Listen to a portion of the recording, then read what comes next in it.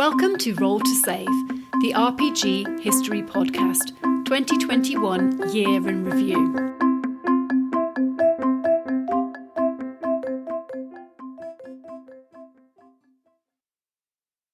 Wow, what's this? A new Roll to Save episode? It's been a minute since the last one, right? Apologies, that's us. And by us, I largely mean Iain, being very slack. This episode is touted as our 2021 Year in Review episode, so it's naturally very on brand for us to release this a quarter of the way through 2022. It was meant to be released near the beginning of 2022, but editing has taken a long time, largely down to the fact that one of our hosts was an idiot, and despite this being a full 2 years since we started the podcast, decided to set up his audio to record into the wrong mic. Here on Roll to Save, we call this doing a Downey. I love you really, Jay. Anyway, rather than the crisp, perfect audio and professional standards that you've come to expect from us, the sound in this episode probably feels a bit cobbled together. Apologies about that. Again, it's all Jason's fault. As usual. However, as an apology for having been away so long, this episode is a bit of a bumper one, our longest one. Apart from that time Iain tried to idiotically stick together the first history and roundtable episodes. Bless him, he learned. So, grab a cup of your warm beverage of choice, some snacks, and settle down for our review of 2021, which pretty much veers off in wild directions every now and then.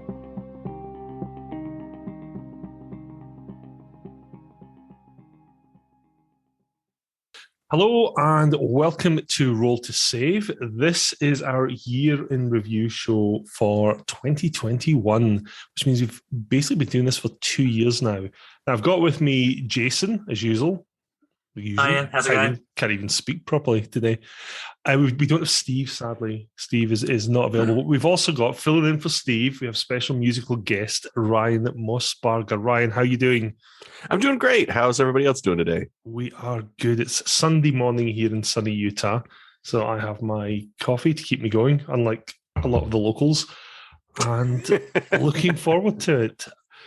So, Jason, it's been a while since we've done a podcast. Because, I've forgotten we did a podcast. Yeah, I know. It's but what with Christmas and inconvenient celebratory events getting in the way. How have you been, my friend? I've been good.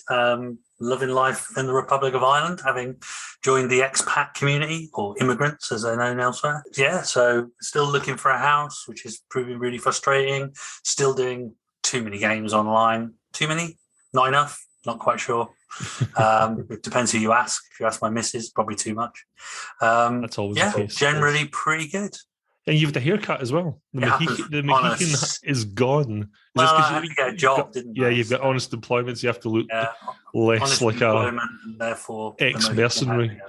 Still got the beard, so I'm good at this. One at the moment because I'm lazy. I know you're working on one, yeah. I mean, when will that come in fully? It won't. It'll go away probably today because usually after a week, my wife's like, "That's awful. You look like a tramp. Get rid of it." Well, she doesn't say tramp because she's nice and politically correct, and I don't think we can say tramp. I noticed that Ryan is also a member of the bearded brigade. Yes. Yeah, if I shave this off, I look like I'm 14, but also simultaneously 30 at the same time. It's not a good look, so I keep it consistent. I would pay to look like I was 30. Yeah, wouldn't we all? I was having an existential crisis the other night because he realised he's almost 30, and I was like, "Come on, dude." 30 is fast approaching for me. It's man, May. I've so gone off this guy now.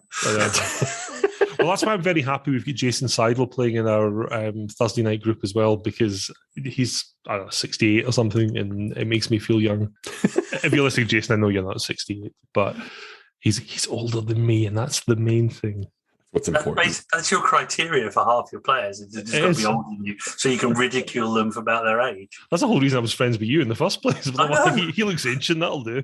I feel like I filled some kind of minority criteria or something. You did. You're my diversity hire in my group. Anyway, Ryan, thank you very much for joining us. Always appreciated to have a friend of the podcast on the actual cast itself. Before we get started, I'm going to ask you what I ask all our guests, namely, how did you get involved in the hobby? What are your favorite games? What dragged you into it? All that good stuff. All right, yeah. So, excuse me, clear my throat so I can have my speech prepared. Let me get some papers ready. I have prepared a brief statement. No, so I actually got started when I was really young. I was about 6 or 7 years old, and the kids on my street decided that they were going to play second edition. I think somebody got a book for Christmas or their birthday or something like that. So they all decided they were going to play, and it was my older brother's friends. And I somehow like weaseled my way into that, as younger brothers are wont to do, though they didn't trust me to be smart enough with my own sheet. So I was technically my brother's pet.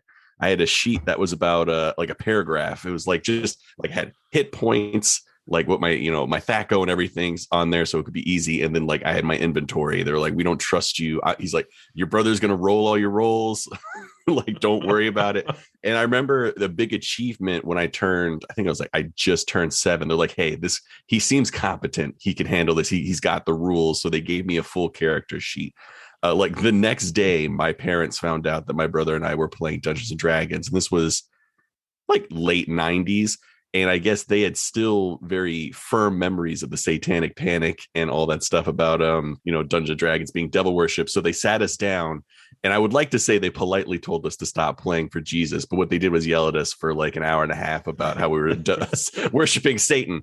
And that kind of put a kibosh on it. I think my brother kept on playing, but I think he figured that I wouldn't be able to keep the secret, because I was 7. So he played a little bit more, but I didn't play again really until college. I was about to play a Pathfinder game. We played like one session and then it fizzled out. And then after college, I had a buddy of mine. I worked at a machine shop, like making tools for scientists and stuff like that. And he was into Magic the Gathering, but he was kind of like moving into Dungeons and Dragons. Like, hey, I'm going to go to this local gaming store. I never played Dungeons and Dragons before. I'm a little like, I want somebody to come with me so I could like, at least have somebody to talk to if it's awful. It's like, okay, I'll do that. So, I bought he'd already bought the book. So it was 5e. We built characters together, had no idea. Like I fucked up the character. Probably it was like a champion fighter, and probably pretty bad and didn't work out right. And then, but we got there. I remember sitting down thinking, oh, this is awkward. Like all of these people look, this seems strange. What are we supposed to do? And then we started playing and everything just kind of clicked back into focus. Like I transformed into my 7-year-old self and everything felt so right. And I kind of never looked back. Like I kept on playing with that Adventures League. And then my schedule changed and I couldn't do that anymore. And then I started DMing my own games out of sheer desperation of wanting to play. And now I'm here a couple of years later. I've been playing very hardcore probably for a little under a decade, probably about 8 years now. Never look back. Now I have a podcast and I'm on this podcast about tabletop RPG stuff. And I have a TikTok account all about Dungeons and Dragons stuff. So it's one of those things. I should say that Ryan's TikTok on D&D is actually hilarious. You make lots of memes about Dungeons and Dragons, and my kids, who aren't massive role players, did find the one hilarious that you did with the guy. You just found the one. The rest were trash, but boomer trash. Yeah, like, what's that guy doing? He's a millennial. Ugh, kill him. No, they like the one you've got the guy with the Glaswegian accent talking about whether feathers or iron is heavier. That one is maybe one of the best ones I've ever done. I found that online because I think it's something I've seen. I think it's been around for a while. I saw it before. It's been around for years. I rediscovered it, and every time I watch it, you crack up. And every time he says, steel's heavier than feathers. And like every time it's just more sincere, and he gets a little more nervous about his position. And I was like, I thought it wasn't going to do well. I thought it was funny. And my wife was like, you shouldn't post that. That's so stupid. And I was like, I'll give it a shot. I've already made it. And then before I knew it, the next day it had like 1 million views. Yeah. It's a Glaswegian accent that makes it. The fact you say it's a barbarian, you've got, but steel's heavier than feathers. No, not the same weight. Way. But it's steel. Yeah, I'm pretty sure I went to school. That's cheating. He has them on the scale. There's a big old thing of feathers and a little piece of steel. It's like, well, that's cheating. Yeah. It's like, no, they weigh the same. I will put in the show notes a link to your TikTok. Your TikTok is very funny. Jason, do you know what TikTok is? Just checking. Yeah, I know what TikTok is. Something the youth use. Yeah, it is. It's not something I use, but it's I'm aware of it. Yeah. So 2021 year in review. Well, what I want to start with is what games have you gents been playing throughout the year? I'll start with you, Jason. D&D 5th Ed is basically the long and short of it. It's been, there have been a couple of other games going alongside. So I've had our friend Sandy has been running a Dark Heresy game. So I've done a little bit of that. So a bit of the old grimdark, suppressing heresy, and anybody that's different to me, go and hunt them down and kill them. Sounds like the Mountain West in the US. There goes that section of our listeners. I'm only joking. I live in Utah. I love the Mountain West. So Dark Heresy was one of them. And Matt Sanderson, who's been on the podcast before, he ran a Call of Cthulhu game for us Nice. where we were escaped bank robbers trying to hole up in a house in 20s America, and that all went horribly wrong. I say, did it end well? To be honest, yeah, it didn't end badly, which is probably quite unusual for any of the Call of Cthulhu games I've ever been in.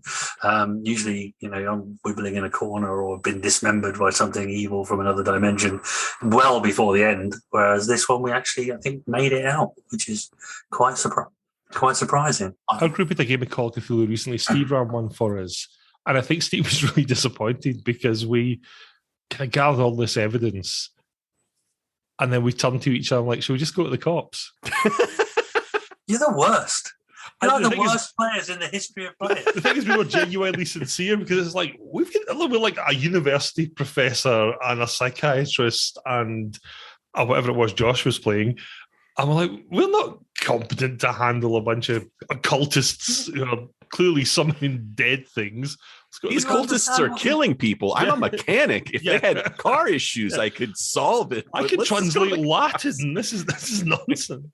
That was the game where I think I foolishly get caught up in the image of who I was generating as a character. Because Steve very fairly told us what the adventure was going to be about. I rolled my stats. I was, this guy's always going to be an academic. And you know me, Jason, I love my history. And I'm like, what would a wealthy scion of a rich family in New England be doing? Well, he'd probably know how to ride a horse, and he'd probably do this. Steve's looked at my character sheet. He's got none of what you've picked. There's going to be no Greek to translate in this adventure. There's definitely no horses. What? I'm like, okay, cool. Could you add some in though? Yeah, can there be an opportunity for me to translate something? Any runes that might be? Yeah, no, it was a good game, lots of fun, but we went to the cops. Do you not understand how role-playing games work? I do. I got being to play a protagonist, getting involved in stuff you're not supposed to. Well, we did, and that was the thing. We get so involved in stuff we weren't supposed to, and almost died. We're like, nope, done. Those creepy guys running that motel, they can run it. The cops can bust them. Who ran that game for you? Steve. I'm not sure if he's still alive. You owe him an apology, I think. No, but we did tell him it was a very good game. He ran it brilliantly. It was very atmospheric. That was probably why we chickened out and ran away. Yeah, he played it. He did it too good. Yeah, exactly. He made it too scary for us, so we ran off. Yeah. So there you go. 5th Ed, one game of Call of Cthulhu, a couple of games of Dark Heresy. That's pretty much 2021. I've actually discovered a real appreciation for 5th Ed in 2021 because my son, he's 12 now, and clearly there's some sort of D&D thing at school because he came up to me before Christmas and he was like, "Hey, Dad, could I really want to run D&D for some of my friends. Can you teach me how?" So you get a starter set for Christmas. And he sat there with D&D Beyond and put together the adventure, put the monsters there. There's a chap that I follow on Twitter, and I'm going to put a link to it in the show notes. So he wrote a brilliant guide for kids, basically, to write their own adventures. And it's a series of tables, how to generate your dungeon. I gave this to my son, and he sat there, and literally within about 2 minutes, his mind was just firing. He goes, "Oh, I can see how this story is going to come together." And he ran it for us. And the thing that impressed me was it was a ton of fun, and it very much his personality imprinted on it. The first thing we discovered was it was like a goblin riding on a flying snake. And it's like this screaming yeehaw as it comes flying in towards us. But sounds awesome. There was things like my daughter at one point says, "Can we get a wagon?" And you could just see in his mind the image of us on a wagon versus something with a flying snake. And he's like, "Yeah, you get a wagon," and the horses panic and they go out of control. But it was so simple for somebody who's never run a game before to run. And there was a few things he's having to look up in the book, but it's largely pick up and plug and play. And my wife's not a massive role player. She likes Call of Cthulhu, but she's not really into anything else. And he showed her how to make a character on her phone using D&D Beyond, and it was all pretty simple. I mean, this is probably for a longer conversation later, but I can see how Wizards are getting newer, younger people into the hobby by making it that accessible. Whereas some other games, and I'm going to mention some later, I don't know what their long-term end game is for attracting new players. I just remember when I started, and picking up a red box D&D or picking up a D&D, and not having. I mean, my whole first experience of being a DM and making an adventure was basically drawing out something on graph paper. Right. Yeah, because it was a series of interconnected rooms, and not one of them bear any resemblance to anything that came before or after. Yeah, monsters did not do anything until the door was opened. Right. They didn't hear anything. They didn't see anything, and I've come a long way since then. They actually. Well, maybe I haven't. I might be exaggerating, but ultimately we left our own device and just threw this stuff together, and it didn't make any sense. I've literally said to people, right, you're at the entrance to the dungeon, and that's it. That's the preamble. That's your plot. Story, plot, interconnecting story arcs. Although, in fairness to old D&D, to my mind, the story is what you talk about afterwards. So I ran a game of basic D&D for some friends and some kids earlier last year. They've never played before. These kids were like 7 and 9, and it was literally you're on this dungeon. There's an evil wizard in there. Go get him. They talked about that for days. Remember that bit where this guy came out and you fired the bow with the arrow and it fired on it, and all of that stuff. The one thing that I'll say about old ones, and I got this as an example. So I have here First Ed D&D Dungeon Master's Guide. Second printing, but Second printing. I've got the first printing as well somewhere as well. There we go. Just to prove. I have one if you want to take a look. There we go. That's the one I remember on there. But this is great radio, me holding things up. It's great radio. But it's a habit. We've done it several times. We have. I've held up books and stuff. But the thing about the old one is, I mean, the density of the text is insane. So dense. And also, you can tell it's the beginning of the hobby because they do not have a lot of good editing. Yes. Everything is, it's like, oh, if you want more information on this, go 50 pages further. Like there's a whole other section about it. So I'm a D&D book collector. So I have a lot of stuff you can see behind me. That's mostly my 3E set. Below that is the 2E and below. But some of those adventures, I agree, they are so sparse in plot. It's literally just a map. And those modules were only like 30 or 40 pages. Yeah. They didn't bog you down with a whole lot of, well, this is the wizard's motivation. The wizard's motivation is he's evil and he likes to trap children and turn them into something else. Go. You're at his tower. Figure it out. Work for the Brothers Grimm, right? But see, the thing about that, in its defense, there is a lot of fun to be had with that. Now, don't get me wrong, I like a lot of the new stuff where you actually get a big old preamble of here's the lay of the land, here's who the various players are, here's what the politics are. But there's also a lot to be said for the players making of it what they want. That I know that one of the very first D&D modules I ever played, and I've got a copy of it somewhere in my room, is the Into the Unknown, like one of the very, very early ones, that literally is a bit of preamble about this wizard who's built this dungeon. Oh, you're thinking the Barrier Peaks. Oh, I'm thinking Barrier Peaks. Yeah, Barrier Peaks is the... And it's basically, this wizard's got this dungeon and him and some other dude set it up and they're not there anymore. Go and check it out. The thing that I like about it is it has this map, but it doesn't populate any of the rooms with monsters. You have to do that yourself. You have to key this map and say, okay, I think I'll put this here. I think I'll put that there. It's quite an interesting experience running it 30, 40 years later. I think the inclination is for you to build more story around it and to give your players something to experience. Because again, I always say the story is what they have afterwards, where they're like, oh, I remember that time when we were in there and there was like the talking mouth on the wall and you answered the riddle and the door opened and blah, blah, blah, blah, blah. Which is cool. But you're right. I mean, they are very much, you're expected to do the work yourself. Yeah. So I think Goodman Games made Yes. I have that book, and I guess I'm confused because I have that one and the Barrier Peaks. But that the Into the Unknown, if you do the 5e version, because they've kind of 5e-ified they actually do a lot of that fill in for you. So they have like a little plot that's running through. They kind of connect some dots that were there. So there's like some troublesome gnomes that are there before you, trying to figure things out. And there's like three brothers that look exactly the same. So if you kill one and then he pops up later, you think he's more powerful than he ought to be because he can come back to life. But really, you're just killing all of the brothers of a family.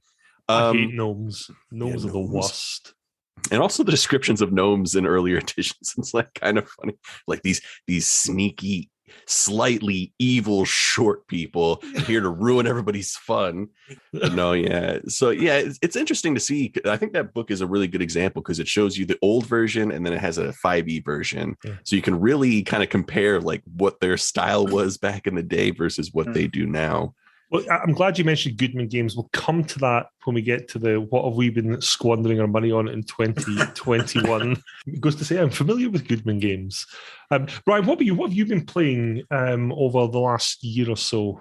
Let's see here. There's actually been a decent chunk. So this year, earlier in the year, I've guested on some podcasts. I mean, for the majority, it's 5e. I DM and play 5e on the regular. I'm in a Curse of Strahd game right now. I'm DMing a Out of the Abyss campaign, and I'm also DMing a Tomb of Annihilation. So those are my main ones. Of course, I'm on a podcast that does 5e. It's a kind of a homebrew world called Dice Populi, and it's very kind of swashbuckly in nature. And then for our Patreon thing, we use a very simplified system called Quest, which is it's an independent thing. If you look up Quest RPG, it'll pop up. But it is an extremely rules light system. It's all just there for narrative. And we did that specifically so we didn't have to do a lot of prep and edit and cuts around the rolls. It really says that you shouldn't roll for anything besides combat, unless you're doing something basically impossible for a normal human being to do in a situation. You know, you're moving a boulder up a mountain. So it's really simple. Everything's very narrative. But beyond that, I've just started, well, not just started, but the past couple of months, I've been playing Vampire the Masquerade. I've been enjoying it a lot. Earlier in the year, I played some Pathfinder 2e, which was really fun. I have the book and I've been trying to get into it. But it was a good system. I was not sure about the changes they made between 1e and 2e for Pathfinder. They've changed some of the systems around. So instead of having a million different actions you can do, main action, full round action, all these other things, they kind of you have like 4 actions you can take in a round, I believe. And like casting takes like 3, movements 1, attacking is 1. And the more you attack, it changes. So that was kind of interesting. I like that. And then I also played, I want to say the Star Wars RPG. Which one? Was it the Fantasy Flight one or the? I believe it's Fantasy Flight.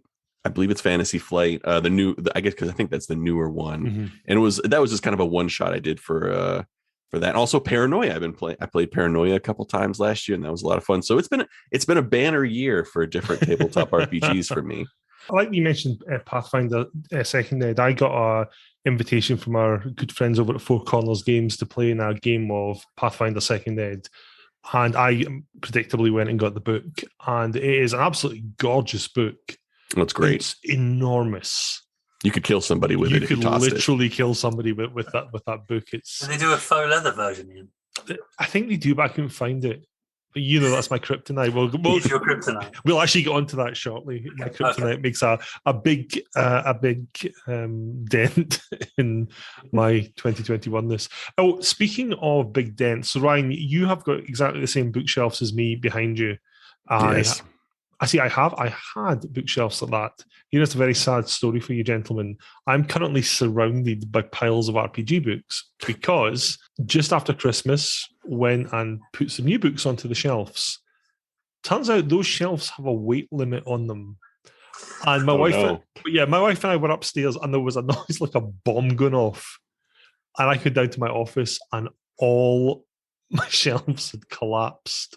That actually makes me very nervous because I definitely did not look up the weight limit on mine, and they're packed to the gills. Yeah, are they looking like they're creaking to the side somewhat? You look very paranoid. Yeah, now I'm staring at them.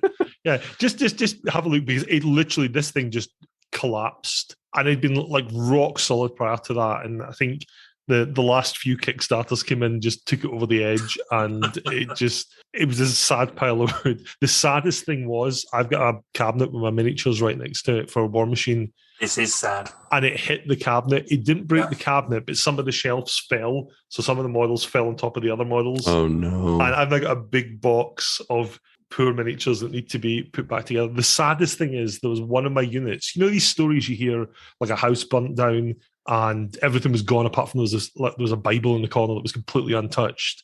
Well, there was one of the shelves completely wrecked. My favourite units are lying in complete disarray, apart from one unit that survived miraculously. That's one of the worst units in the game. I'm like, how come you guys, Signar long gunners survive, yet my poor old Trencher long gunners are in pieces?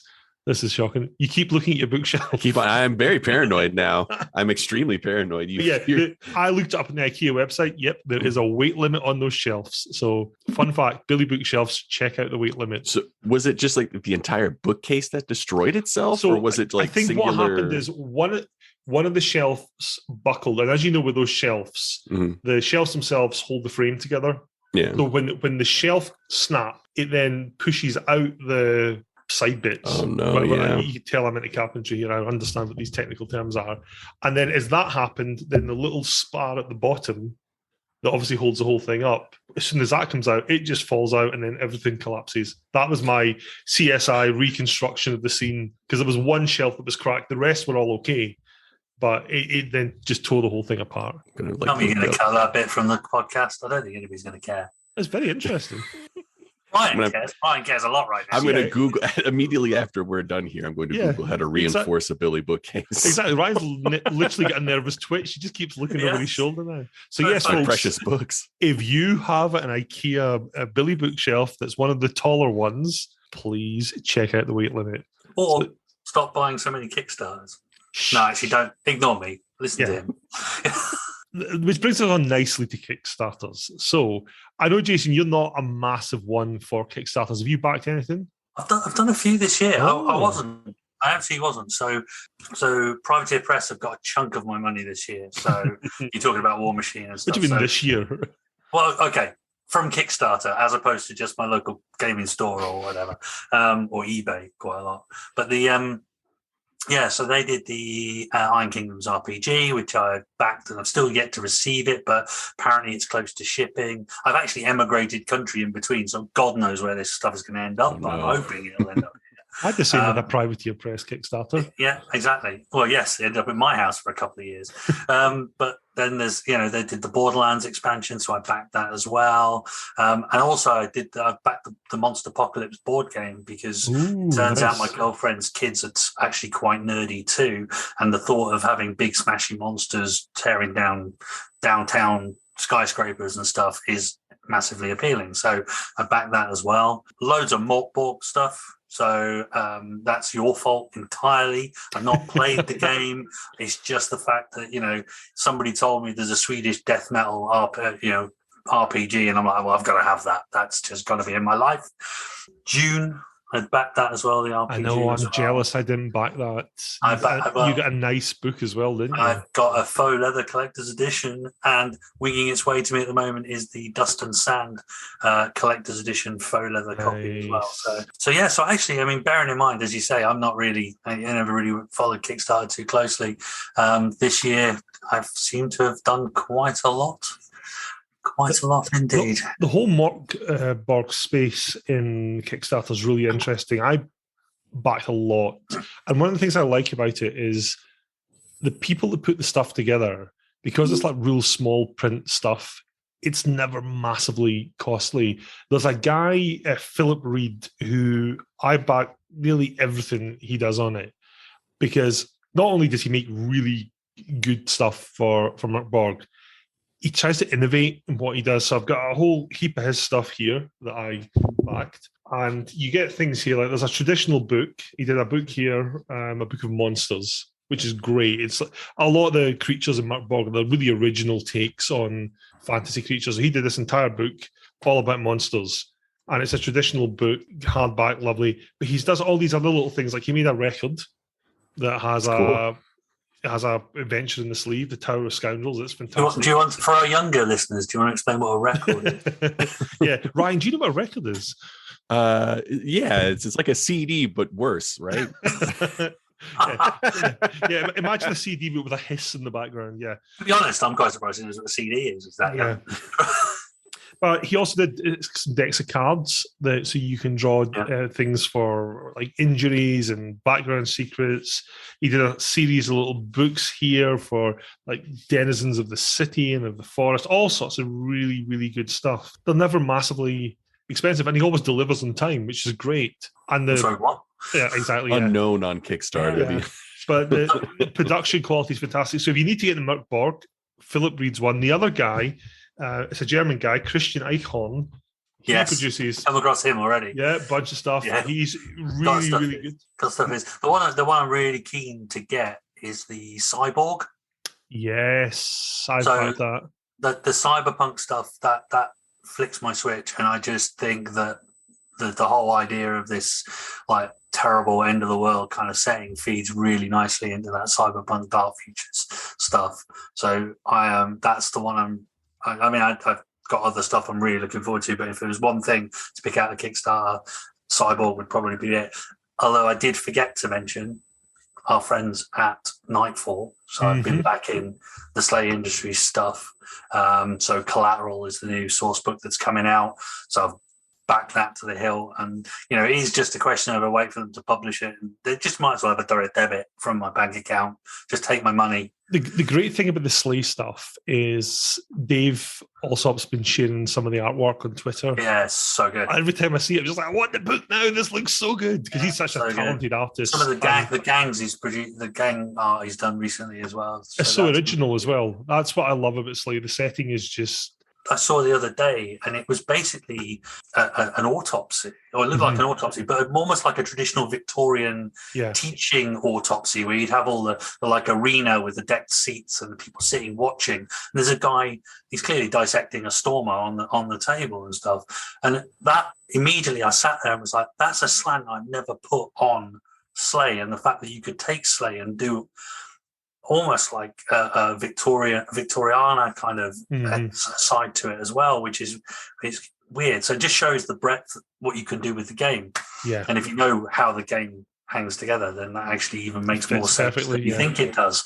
So I should say for the two guys I mentioned, Philip Reed and Christian Eichhorn, their stuff's also in Drive-Thru RPG. So if you missed the Kickstarters, go on there, download them. They're fantastic. The Merc Borg solo episodes that we've been doing, there was a wonderful supplement called Solitary Defilement, Make Your Own Jokes. Those of you with a Catholic upbringing will probably get that. Basically a rules engine for playing Merc Borg solo. And I downloaded that, printed it off. Fantastic. And you can have great fun with it. However, the chap who produces it, he goes by the name 1D10 plus 5, put it to Kickstarter to make like a proper deluxe version. And I have to say, he's done some of the best communication I've ever seen on a Kickstarter, because for whatever reason, he was having difficulty getting some stuff to North America because he's based in the UK.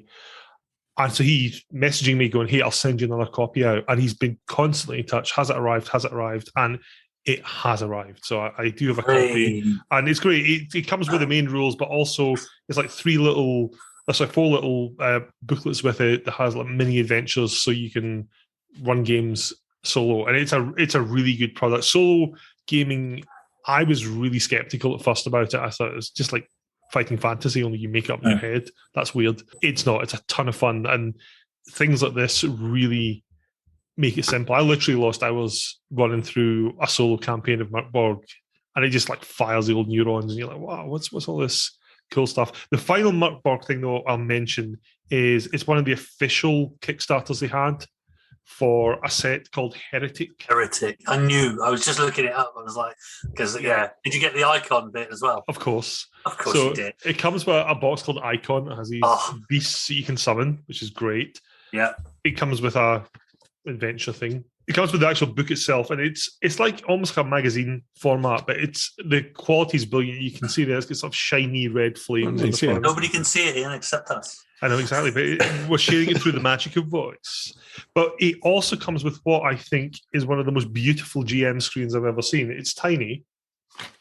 Well, everything's A5, isn't it? Everything's A5, and it's just. But it's beautiful. It's stunning. It's nice, yeah. It is a work of art. Yeah, and it even you can take out the panels in the GM screen and put other things in. Yeah. Wow, nice. That is nice. I've heard a lot about Morkborg. I've never actually played a game of it. Neither have I. Oh yeah. I spent a fortune on Kickstarter. Never played it. I've played solo games. I've never actually run it. Oh wow, but yeah, it's always seemed a lot of fun, and I know the people that play it are like very into it. It's I've heard it's a lot of fun to play. It's ridiculously lethal. I think that's part of the appeal. You can literally start the game with 1 hit point, and the first nasty you come across will just gut you. The world itself, I think, has such great scope for roleplay that you can just immerse yourself in this horrible. The first thing you've got to decide is how far away is the apocalypse? Yeah, pretty much, right? And the closer the apocalypse gets, the more stuff happens. Bad stuff happens. It's weird because it's not one of these settings where you sit there going, well, we've got to save the world. That ain't going to happen. No. Longevity is not something you're playing from. I've played Pendragon and things like that where you've got to plan your secession and you've got to kind of get an heir to, and not doing that in Merkborg, believe me. I also backed the actual LP that You own the turntable. folks. I don't, but it comes with MP3s, so. It's a collector's item. Yeah. I did have to get the album equivalent of the faux leatherette edition. So Uterson's Regnant is the title, and it's basically an adventure inside an LP. The album cover is your LP, and I got the normal version and the super duper exclusive faux And leatherette. for our younger version listeners, would you explain what an LP is? Yeah, it's like a big long MP3 that doesn't sound as good. Yeah. But yeah, Morkborg really suits itself to Kickstarters. Ryan, what about you? Have you backed anything exciting on Kickstarter? I have. I've backed, I think, 2 things this year. First one was Level Up 5e, which is, I guess, depending on how you view it, it could be a supplement to 5e or kind of a redoing of 5e to make it more, to bring it back a little bit more to like 3rd edition rules, where you have a lot more stuff going on. Like you have there's a little more layering of rules. They have a lot more flair for weapons. Like every weapon has a distinct quality about it. Like, if you play 5e, a spear is the same thing as a trident, which is the same thing as X, which is the same thing as Y. Like they're all pretty similar and they all do about the same thing. The only difference might be maybe one of them has a special quality, or maybe the damage die is different. They actually go in, change a bunch of stuff. So it, has, I don't know if you guys have played Pathfinder or 3.5, where it used to be, weapons had a huge variety of abilities and effects. If you had a hook, like a certain long arm that was a hook that on the end, it would help you trip your enemy. They bring that back in a Level Up 5e. They try to kind of institute the pillars of role play and adventure a little bit more than standard 5e. And regular 5e, I feel like it's the DM's prerogative to really do the work on those. But in Level Up 5e, it actually goes in and gives a lot of the character classes like purely RP abilities and purely adventure abilities. And it makes Rangers actually pretty good specifically for that. Like if you want to go certain places and you want to do certain things and you don't want to, have to do a bunch of rolls and have a lot of complicated guides and stuff like that to come with you, a Ranger can just do that. Like they can adventure very well. It's kind of cool. It has a lot of, it's pretty fun. I think it's been play tested for a long time. It's been play tested for the past couple of years. So it's pretty solid. I've not had a chance to break out the rules yet. But I'm excited for that. And then I also backed the Mothership RPG. Me too. Still waiting for the backer fit to come in for me to give my address and everything. They've getting word that it is going to be much later than they say that it is going to be. But I'm excited for that. I told some friends about it, kind of gave like a general concept of what it is, and they seem very excited to play too. So I think I'm probably going to end up playing that one first because it's also shorter and much simpler. It's not a full set. I mean, it's a full set of rules, but it's not as complicated as 5e or anything like that. So that's it. Pretty much the 2 things I've done. Yeah, Mothership is one I'm definitely looking forward to. I love the whole space body horror setting. And I was tempted. I didn't do it, but I was tempted. I I'll may have have to find gone for out. the deluxe edition. Of course you have. I think I got the deluxe edition. What, did I Yeah. get the deluxe? I at least got the box set. I was very excited Yeah. about that. But it's, you know, it has that whole Alien vibe, like the original Alien. It seemed more a bit sort of Dead Space to me. Yeah, it is. Yeah, Dead it's, Space and stuff like that. it's that kind of setting, and it looks fantastic. I'm excited to play it as well. I think it's one of these settings that sets itself up nicely for one shots. Yeah, exactly. I don't think you're not playing- supposed to live. You're not doing a campaign in that. No. You like games like that, yeah? You I seem do. to have a little bit of a penchant for that kind of game. I think it's 'cause paranoia. I'm a lazy GM. That's why. It's like I'm not writing a campaign. I'll write a one-off, and you guys can have fun in that little box until they get bored and have you killed. Yeah, that's kind of my style. I think in terms of Kickstarters that I backed, one that I got just the other week that I was very excited for was The One Ring. Okay, yeah. I got the main book and also the starter set. And the main book is gorgeous. It's, like most Free League things, incredibly well laid out and just easy to find what you need. It's very Tolkien-esque. Obviously, that sounds really dumb because it's One Ring, so it should be. But it captures that feel, the worlds that Tolkien created and his attitude to adventure and stuff like that. It very much feels like a Tolkien production, even down to the artwork. The artwork is not like D&D 5th Ed, where you've got people like flying through the air and smiting at every given opportunity. It's subtle. It's very much early Middle Ages rather than high medieval. And the system itself is nice and simple. It's not complicated in the slightest. Wasn't Merp good enough for you? Well, Merp, I just didn't fancy rolling 50 tables to find out what the result of the combat was. Actually, I have very fond memories of Merp, but Merp always felt to me like Rollmaster with Rollmaster Light stuff, bolted on the top of it. Whereas this feels Tolkien-esque. The starter set, on the other hand, not massively impressed with. Now, I'll say the production value is great. It comes with some brilliant little add-ons. Like it comes with the special dice you need. It comes with... You need special dice. Well, special dice. It's basically two of the dice you use are D12s that instead of having a 12 in the 11, they have a like Gandalf rune and a Eye of Sauron, and it triggers special effects. Okay. Interesting. It has some the cards that show like this is what these bits of equipment do. It has some player aid cards that they basically show you what you can do in combat, what you can do when you're traveling, that sort of stuff, which is great. It comes with a map. One of the big things, because it's obviously Tolkien, is about the journey, and it encourages the players to map where they're going, and the GM's got a special map that maps out kind of what's in each stage of the journey so that they can trigger things as they go. And that's beautiful. The components are great. My biggest problem is it's a starter set that comes with some starter adventures. It also comes with a guide to the Shire, which is quite cool. It's lots of info about where the hobbits live.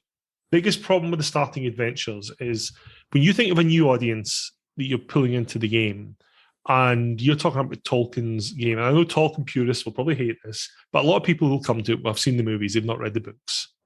So they'll want to do cool stuff like fighting orcs and going down the mines of Moria and all that kind of stuff. All the adventures in this book are set in the Shire, and you all play hobbits, and there's very little action, and it's all incredibly twee. And it's literally Bilbo summons you all together, and you have to go to old Mrs. Tiggywinkle's house to, steal something. And then you come back, and it's like, oh, Bilbo's got a letter you have to deliver. You have to go to this part of the Shire to deliver it, and don't steal any apples on the way. And you're like, this is one of the bloody famous 5. And sounds like Winnie the Pooh, the RPG. It is. A little bit, yeah. It's a bit Winnie the Pooh. The final adventure's got like a vague nod to some danger in it, but it's the most vague trivial, nod. Yeah, it's the most trivial kind. And when you consider the main book, it's like you can play one of these 6 races. You can pick these different classes.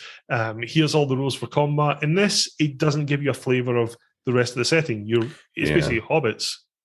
I think Yeah, I agree. That seems like pretty poor, because a good starter adventure is something that you can immediately take to another adventure. And Correct.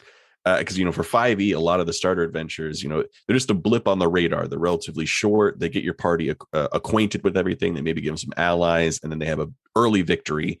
And then from there, they can go into an official adventure. They can go to a homebrew. They can do a bunch of other stuff, and they're not limited. But that, yeah, if you're already all hobbits, you're limiting the play style a little bit to those hobbits. And then if you're only doing fetch quests in the Shire, you're not really giving them a taste of all that can be experienced in the game to get them adapted to it and adept at it. So if you're not giving them full on combat, they're not going to really understand how combat works until you give it to them in the game, and that's going to bog everything down. That's the whole point of a starter adventure. Yeah, you just imagine these little hobbits. It does fit kind of well with the Tolkien thing, because it wasn't a lot of high adventure until very certain points, because it escalated as things went on. A lot of it was about the journey, the amount of time the road was long, and the dwarves did sing, and exactly. But all you have to do to mix it up is Miss Tiggywinkle falls afoul of a Nazgul. They arrive on the scene. Miss Tinnywinkle shows up on her fell beast. A fell beast. Exactly. I should say that there isn't a character called Miss Tiggywinkle. I think that's actually called Beatrix Potter, but that's the general vibe it gives. All I can now see is basically a hedgehog, but with the white hand of Saruman on its face, like they are in the film. I may write that adventure. Oh, dude. Well, it's interesting what you say with the starter sets, though, because I actually got a bunch of starter sets, which I'm actually going to do a starter set. It's difficult to say, a starter set show. It's quite an en vogue thing for people to do, is to make starter sets now to get people into the hobby. And what I've been doing is, with these starter sets, I've been getting people who aren't really role players to play them. And I'm going to do a whole show on this, but one of the ones we did recently, so some friends here, I roped them into doing this and said, right, literally pick a genre, and they picked sci-fi. And we did an evening of playing the Star Trek one by Modiphius. Okay, yeah. And that is a well done starter set. First off, the components are absolutely top notch. Like, my wife looked at the character sheet, she's like, these are really good. And they're well laid out, a picture of your character, but they lay out all the stuff really, really clearly. The adventure that comes with it, it's very well done. It teaches you the mechanics as you go, because it's quite a mechanic-heavy game. There's some brilliant mechanics in it, but at times it almost does feel a bit like a board game, because there's certain ebb and flow of certain currencies in the game.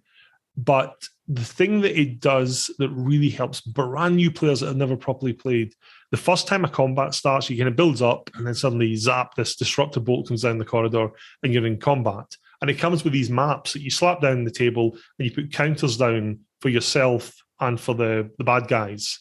The way the Star Trek game works is in combat, like the commanding officer will sort of direct people. And this made it so easy. They're all looking over the map going, right, okay, what are we going to do tactically? And it just worked. It felt like a great introduction to a system. And at the end of this first adventure, it comes with 3 adventures in the book, and they lead on from each other. But one of the players was like, so what happens next? And that's what you want. That's exactly what you want. Perfect. And I was talking to a friend on Twitter, and he was saying that he likes the starter set because, similar to what you mentioned, Ryan, when you finish all those adventures, you're a hardened crew, you've got your own ship, and basically you can boldly go where no one has gone before. And that's what you want with a starter set. You want that ability to transition. As a long-time GM, I read that adventure. I was like, if I was going to be playing this as an ongoing campaign, I would go and buy the book based off this to then run it for people. And they make the characters interesting.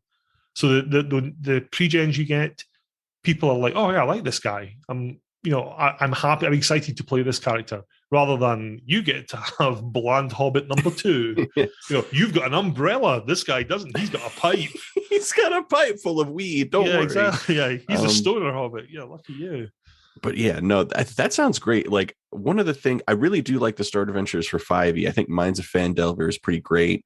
I haven't tried. There's another one. I think it's like Icespire Peak. Yeah, which is the newer one. The one thing I will say is maybe a negative is that their starter characters are very bland And it is a relatively specific adventure. It is a little generic, but it's the good kind of generic where you could add your own flavor on top. It is nice to hear that people are really innovating on the starter adventure, because I think it's something in video games you see a lot, the starter world where, you figure out how to play the game. There's some barriers that you can overcome. There are some hard walls that you can figure out how to, assess and deal with. You figure out how combat works. You figure out how exploration works. You figure out some of the other systems of the game, and then you move on. I played the Witcher RPG actually relatively recently. I didn't mention that, but we did a starter adventure, and I didn't GM it. I played in it, but I did not think it was a great example of a starter adventure. Right. It was very linear, and it did not explain a lot of the subsystems, because when the Witcher RPG is actually very complex. They have a whole crafting. I don't know if you guys have played the Witcher game, like Witcher 3, but it has a huge complex crafting system in Witcher 3. They kind of carry that over to the tabletop RPG. So there's schematics you can find. There's formula you can find for like Witcher stuff, and also just everything. You can upgrade your weapons, you can upgrade your armor. It has a bunch of different things. None of that stuff came up at all in the starter adventure. And not even to say, they have a whole separate system of combat for bards that they can verbally spar. It did not come. I'm like, I was a bard when I played in that game. There was not an encounter that taught you how to use that. I brought it up, and then the DM was like, oh, yesterday I read that there was a system for this.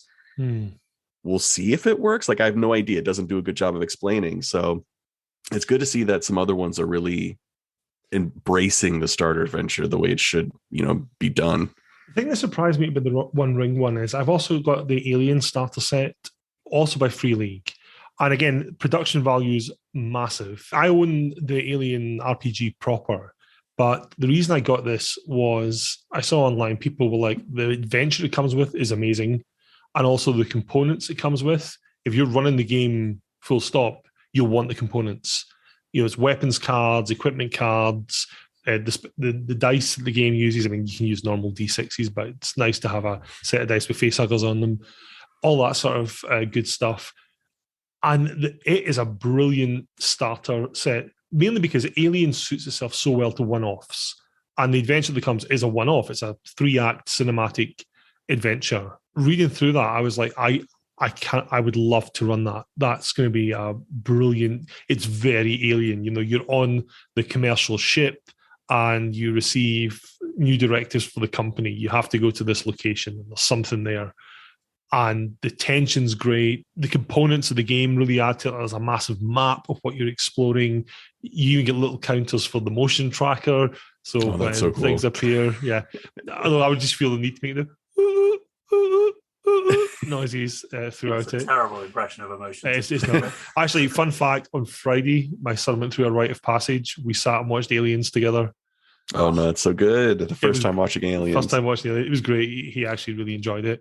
And he did learn that valuable lesson that in 80s films, the people that you like and root for may not survive till the end. Have you played there's an Aliens video game that's like survival horror. It actually does a really good job of recreating a lot of the feel of the first one. Alien Isolation. Yes. So I've got a fun story about that game. So on the PlayStation, it uses the camera and the mic to tell if you're moving. And I was sitting playing this in the dark, and you're right, it's a scary game. And there's a level that comes with it. When I pre-ordered it, and I got a bonus level, which is you can play the section in the first film where they essentially go into the air ducts to try and trap the alien. And I'm playing this, and my wife's just sitting looking at me like I'm some sort of deluded maniac. I'm like having a hypertension sitting playing this game.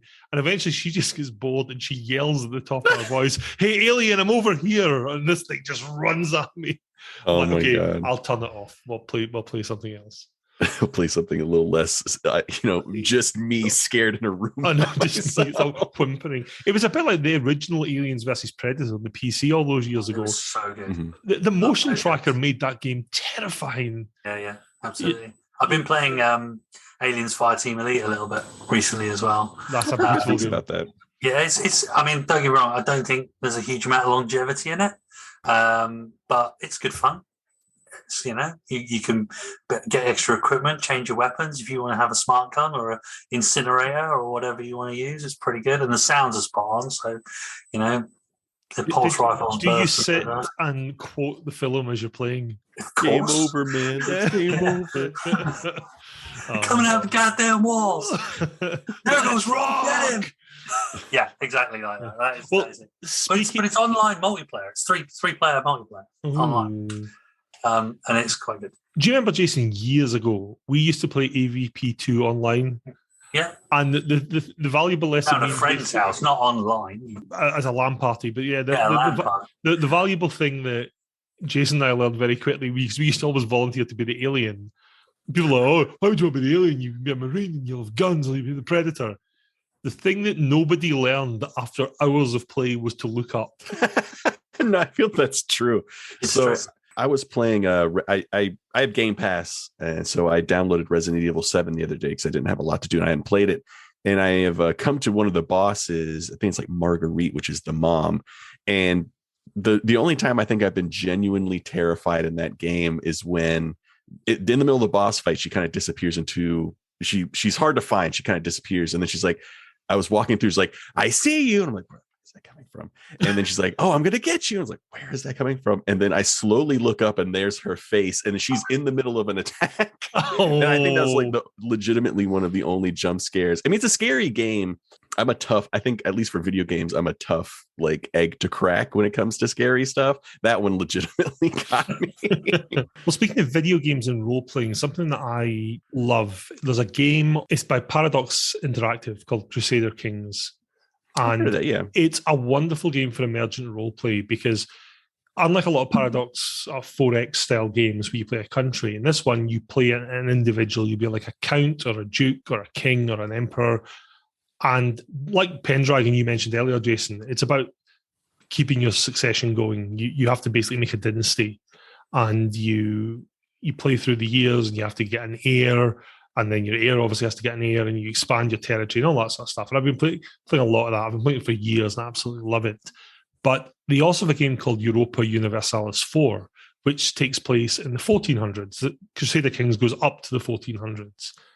And I love the fact you can take a game from CK2, convert it, and then carry on playing in EU4. And so you can almost have this whole journey from 769 to 1821 and like see how your fortunes go.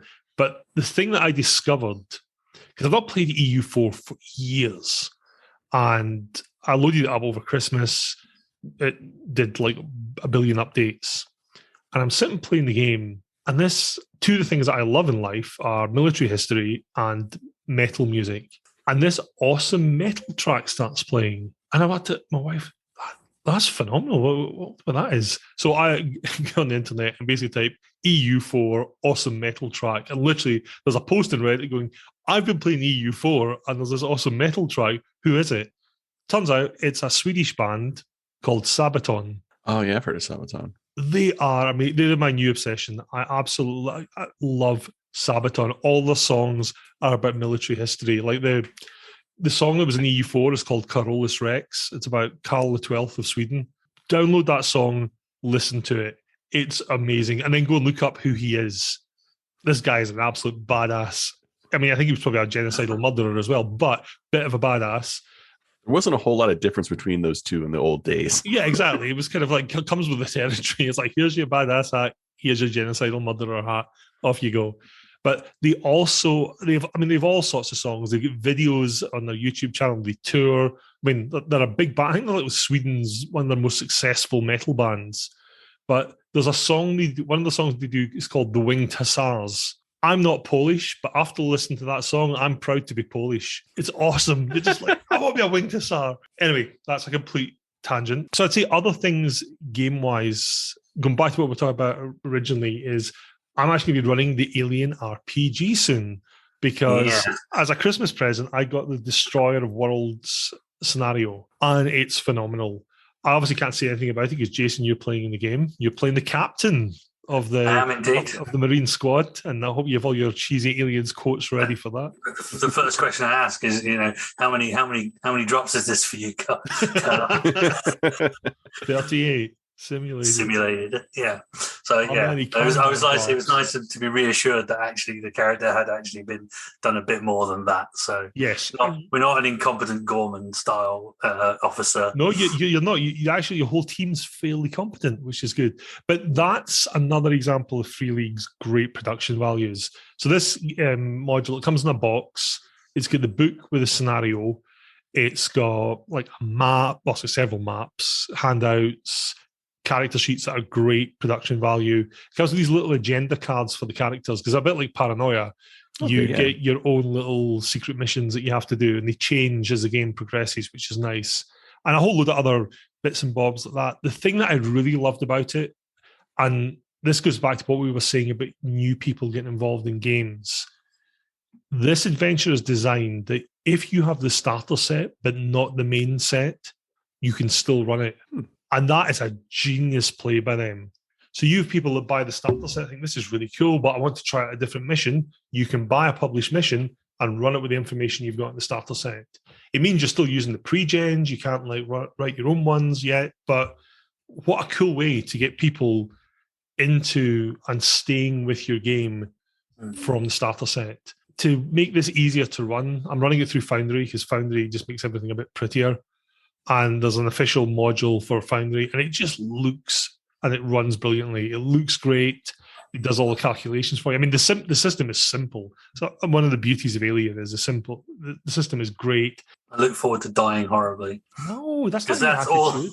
Well, the glorious day in the core. Okay, come on. If anybody makes it up, it's going to be a low-ranking NCO, right, and a civilian, right? It's the only way anybody makes it out, you know? I believe this is under military jurisdiction. Corporal Hicks is in charge.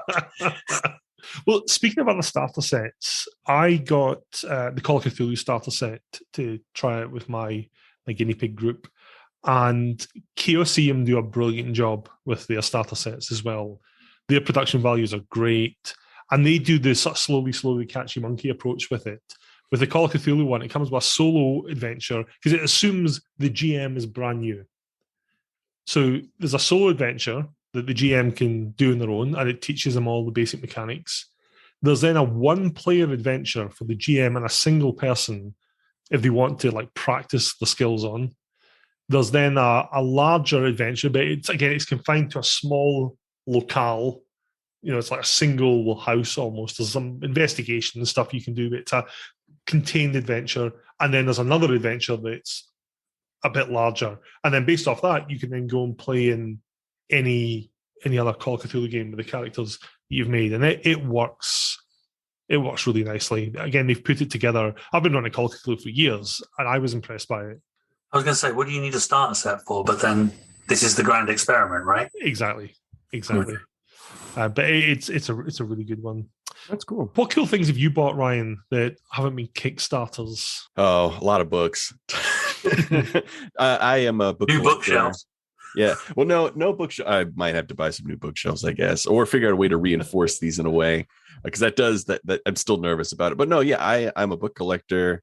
I used to actually go out and like Craigslist wheel and deal with people. I don't do that so much anymore, of course, because of COVID.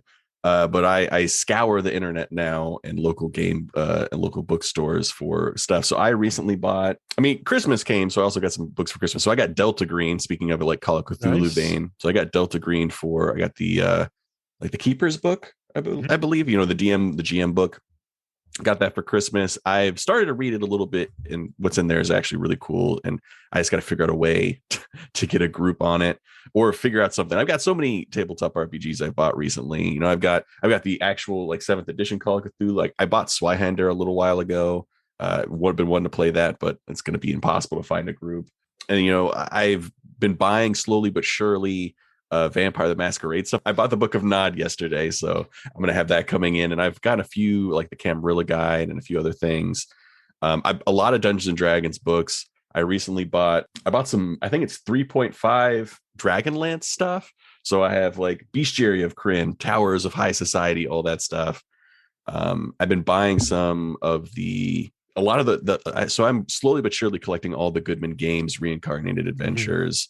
So I very recently got the Elemental Evil set. That's kind of like a giant box set. Yeah, it's great. I've actually I have not taken it out of the plastic. I'm not going to take it out of the plastic until somebody wants to play. And then I got in 5e world, I pre-ordered a while back, so I got a pretty good deal on it. But the Monsters of the Multiverse, like 3-book set, which I'm simultaneously very happy for and also kind of pissed off about, because to get the Monsters of the Multiverse, basically they redid a bunch of playable races and a bunch of monsters. To get that book before May, you have to buy a 3-book set, like gift set, for like $100-something instead of just paying like $30 for the one new book. And they did it on purpose. And they did it because they know there's a lot of people like me that won't be able to wait. So I feel only they've done a faux leather version. I think they do. There. Well, that's the thing that pisses me off. There is the gift set, and I believe that there is a special edition gift set that starts at like $160. So on both ends of this, I haven't bought a whole lot of special edition Dungeons and Dragons books because I feel like they're a little bit of a grift. But yeah, so I've been buying up Dungeons and Dragons stuff. I've been slowly, my bookshelves are pretty full, but they're getting even more full as time goes on. Check those shelves, right? Just have a look to make sure they're okay. Yeah, I might have to give them a quick look. Did I hear it creak? I think I heard it. Don't.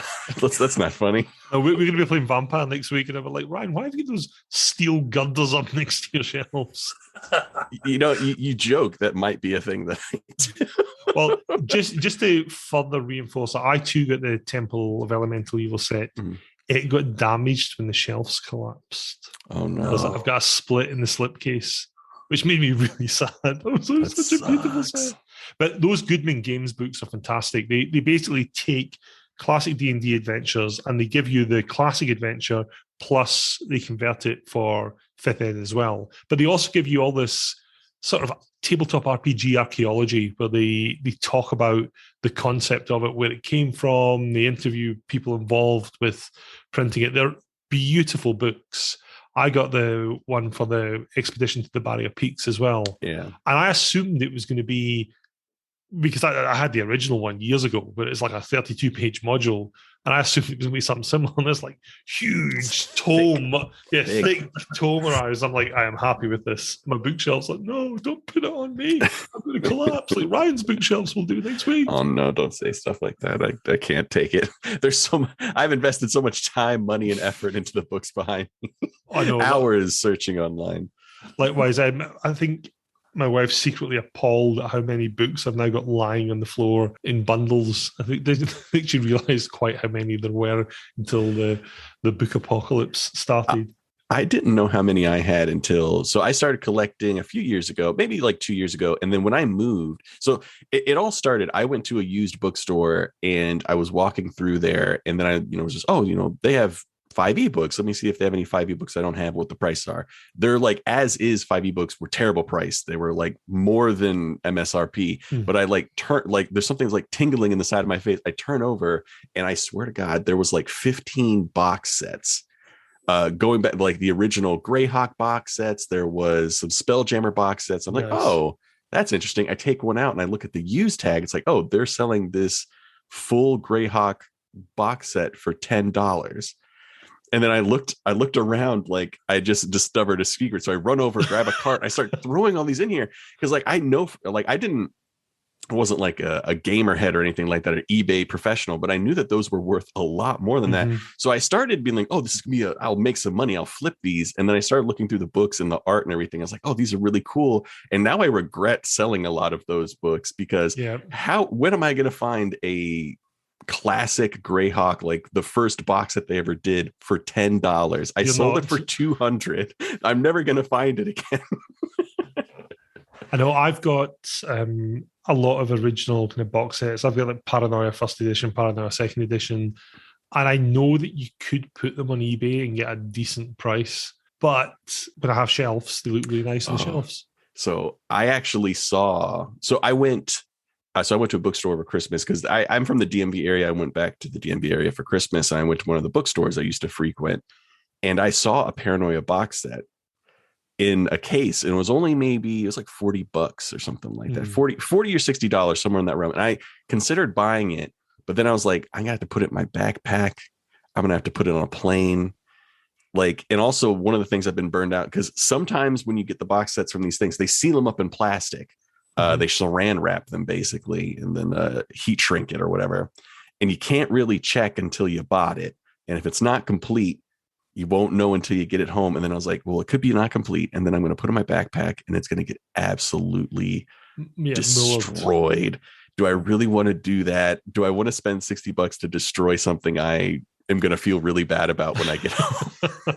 So I didn't do it. I bought a few other things. I bought a handful of modules that they, I guess, couldn't sell. So they put them at discount prices. Nice. But yeah, I still think about it occasionally. Like, I could have shipped it to myself. Like, there was a loophole in there somewhere I didn't think about. But you did the right thing, Citizen, because you're not allowed to know the rules. So yeah, that's true. I think it was a first edition box set too. Is it the white, nice. The white one? Yes, it was the white well, one. That's ultraviolet. I'm not touching that. I'll tell you, speaking of box sets, a very nice Kickstarter that I forgot to mention was Everway. I had that arrive earlier last year. And Everway was Wizards of the Coast's first ever RPG that was available for like 5 minutes in the 90s. And then they dropped it because they realized that Cardboard Crack sold more. But the interesting thing about Everway is it's a diceless RPG. And there's some cards that come with it that they're almost like tarot cards that the GM can use to almost adjudicate actions. But a lot of it is based on, if you've got a start at 2, it means you're doubly proficient to the person who's got it at 1. So if someone with 2 gets into a fight with someone 1, someone with 2, unless there's other circumstances, is going to win it. And it's very much at the high end of the narrative, almost like just sitting down, telling a collaborative story end of things. I wasn't sure if I was going to like it because much as I'm a big fan of things like the World of Darkness, where it's very much story-based, I still always feel that you need that random chance element to a game. Otherwise, it's just me telling a story and you guys occasionally adding dialogue. But this does it very, very well. The cards work well with it in terms of determining the random nature of it. It comes with 2 beautiful books, one for the GM, one for the players. And I've not fully delved into it. I'm not sure. It's not massively high on my list of things to run, but it's a really, really interesting book books. And it's absolutely gorgeous. The artwork's phenomenal. The writing's great. And it's the sort of thing, if you want something different, this game would absolutely tick that box. Oh, nice. Yeah. Wizards of the Coast giving up on something because it didn't make a ton of money the way that Magic the Gathering is. Very classic Wizards of the Coast. It's very, very on brand for Wizards of the Coast. There was also another one that I got. So speaking of like Paranoia and the West End games that made that, they made the Ghostbusters RPG way back before you were born, Ryan. It's a very, very good RPG. I had it years ago. It's long since turned to dust, but it's very well written. It's in the same vein as Paranoia. It's very irreverent. It has one of my favorite quotes ever in a book. I think it's actually one of the modules that was made for it. There's a bit describing possible actions players could take. And it's like, smart players would do this. Goofy players will probably do this. And then it goes kind of, well, it's your job to figure it out. Look, we didn't promise you a rose garden. Which is just wonderful. That's funny. Obviously, the Ghostbusters license isn't available for games anymore, but there's a fellow that made a game called Spooktacular that uses the Ghostbusters engine, and it's about paranormal investigation and elimination companies. Yeah. That basically does everything but mention certain copyrighted words. Legally distinct from, yes, a large Columbia Pictures project. But it's nice. I got it on Drive-Thru-RPG. You can get it printed as well. It's like not expensive, but it's a really good little set of rules. It's everything you need to run a game. It's not serious in the slightest. One of the things I love about it is it gives certain cities you can set it in. One of them is Albuquerque, New Mexico. And it gives you a scenario where someone who may or may not be a local drug kingpin hires you because he's getting haunted by people he's shoved into barrels. And I was love a little Breaking Bad reference. I love that. I do think the heyday of tabletop RPGs is coming back, because there was a time in the 90s where everything got a like late 90s, early 2000s, where everything was getting a tabletop RPG. Like, I have a Street Fighter RPG somewhere in the stacks, made by the same here. people who made Vampire the Masquerade, bizarrely. Yes. Using the same terrible system. Yeah. So it's really interesting. I'm glad to see that things are kind of coming back in a good way. And that, people complain, I think, a lot about Dungeons and Dragons 5e. They say, I've seen so many threads on Twitter, people complaining about how it's not that good, or it's not, there's other systems that are better at doing specific things. It's like, yeah, there's always going to be something better. But, when you've hit like the perfect medium between complexity and like complicate, simplicity and complexity, and then you hit another spectrum of like freedom to be able to do various things and also restriction, it's going to be popular, and you should enjoy the fact that it's popular because it introduces more people to the hobby.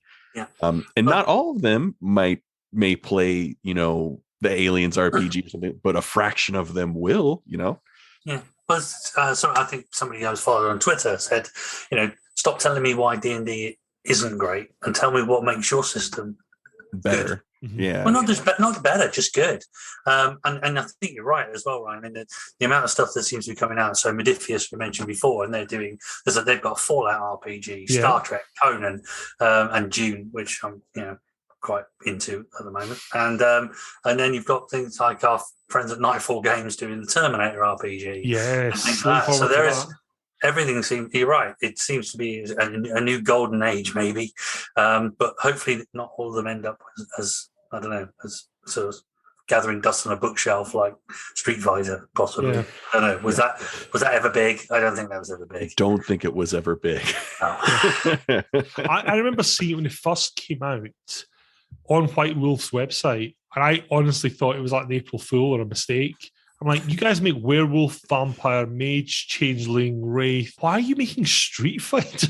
What's money? Is this the world of darkness? Is there a demand for a Street Fighter RPG? I thought it was just Clanbert Bruja. It started out that way, and they're like, hey, we could make something in this. What if we got the license for the guy that does Hadoukens, and we could really go for it. Yeah, I want to be M. Bison. I want to be Blanca. But the thing about the whole RPG scene, because I really agree that you like it or loathe 5th Ed. 5th Ed brings millions of people in.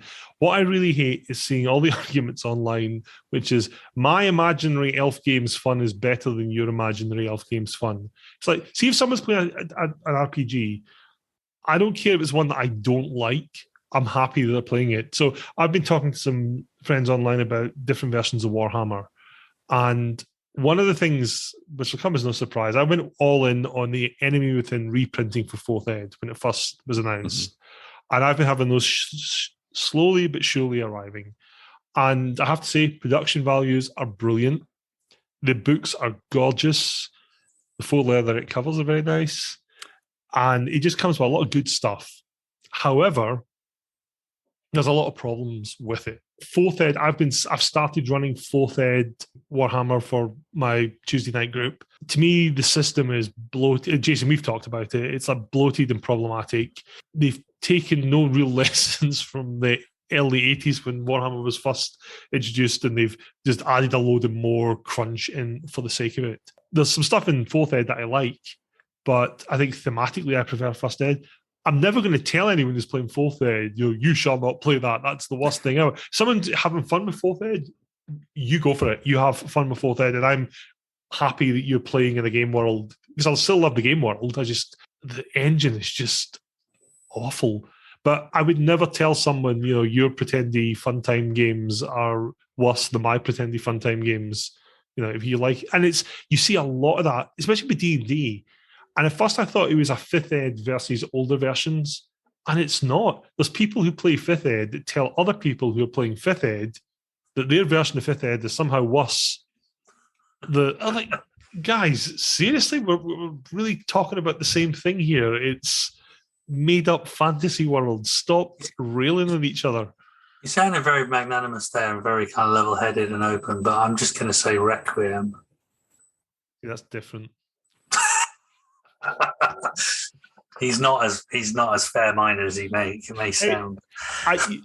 That may be the case. However, did I or did I not give that Bastard Abomination of a game a try? You did, mate. I played it for several months. And I mean, I did the same with D&D 4. Okay, so I've owned and refed and played every single edition of D&D there has ever been. Okay, old enough to remember it, really. So, but I didn't really like second ed. I didn't find it wasn't as good as the original kind of AD&D. Third ed was great. 3.5 particularly, I thought. You loved that, didn't you? I did love 3.5. It was fantastic. And so many supplements came out. There was just so much breadth and scope. It was fantastic. And then fourth ed happened. And I tried. I really did. And I can see what they tried to do with it. In fact, some of the stuff they introduced in fourth ed is in fifth ed. Short rest, long rest, that kind of stuff is all kind of comes out of that fourth ed book. And I can see what they're trying to do with the whole, like, almost computer gamifying the whole RPG thing. But they went a little bit far. So I get it. And I mean, I spent money. I ran games. I tried really hard with it. Fifth ed actually feels more like D&D to me. It's back to it's a bit of a hybrid between 3.5 and 4, but probably better for it. I know you said about the advanced version that you kind of backed Ryan about. I remember back with AD&D, and you'd have to look up your weapon against what armor the guy was wearing, and it would give you a particular bonus. Yeah. If you had a glaive gizarm, it would be different to you. If you had a different type of a different glaive, I'm trying to think of one, but I can't. And it was madness. And then you've got this much more simplified rule set, and I can see why it's bringing an awful lot more people back into the hobby. It is quite easy to pick up. I do worry that it's a little limited and restricted when you get past a certain point. I'm already thinking, well, I've played that. I'm running out of stuff.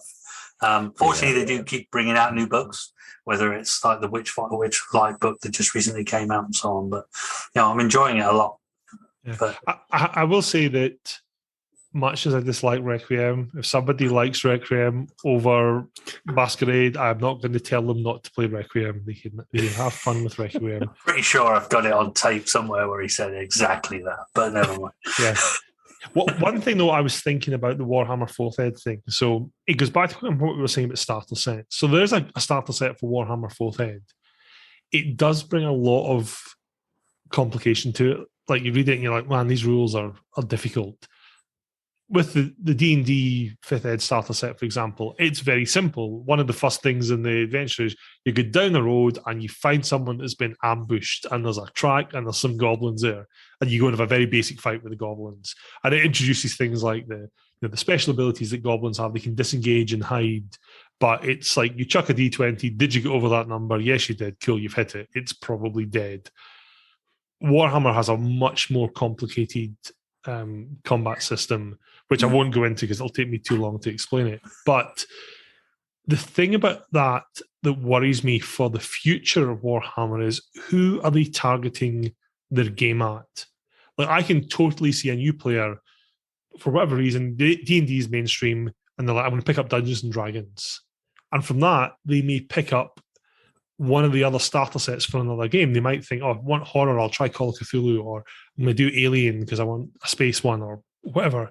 But with Warhammer, it is very much trading on nostalgia at the moment. Like, a lot of the publications they've released are re-releases of stuff that were re-releases in the 90s of stuff from the 80s.